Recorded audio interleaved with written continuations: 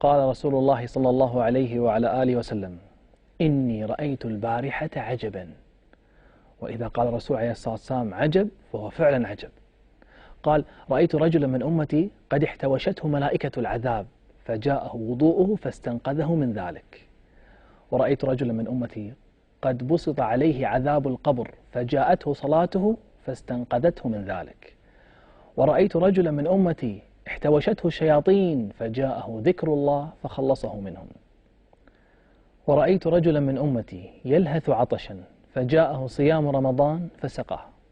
ورأيت رجلا من أمتي من بين يديه ظلمة ومن خلفه ظلمة وعن يمينه ظلمة وعن شماله ظلمة ومن فوقه ظلمة ومن تحته ظلمة فجاءته حجته وعمرته فاستخرجاه من الظلمة.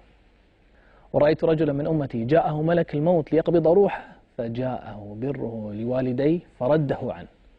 ورأيت رجلا من أمتي يكلم المؤمنين ولا يكلمونه فجاءته صلة الرحم فقالت إن هذا كان واصلا لرحمه فكلمه وكلموه وصار معهم.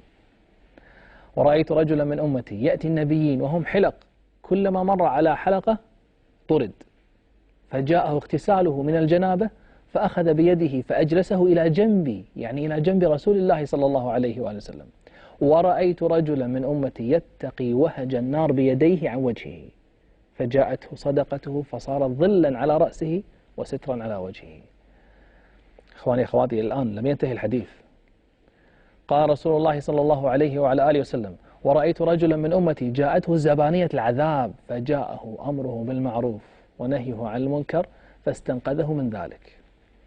ورأيت رجلا من أمتي هوى في النار فجاءته دموعه التي بكى بها في الدنيا من خشية الله فأخرجته من النار.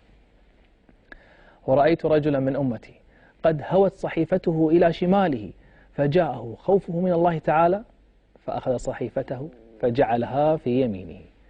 ورأيت رجلا من أمتي قد خف ميزانه فجاءه أفراطه فثقلوا ميزانه. أفراط أي أطفال الذين ماتوا في صغرهم. ورأيت رجلا من أمتي على شفير جهنم فجاءه وجله من الله فاستنقذه من ذلك. ورأيت رجلا من أمتي يرعد كما ترعد السعفة، السعفة غصن النخل يعني، فجاءه حسن ظنه بالله فسكن رعدته. ورأيت رجلا من أمتي يزحف على الصراط مرة ويحبو مرة فجاءته صلاته علي فأخذت بيده فأقامته على الصراط حتى جاز، صلى الله على نبينا محمد وآله وصحبه وسلم.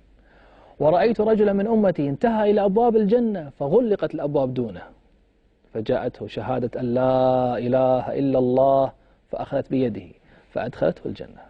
الله أكبر.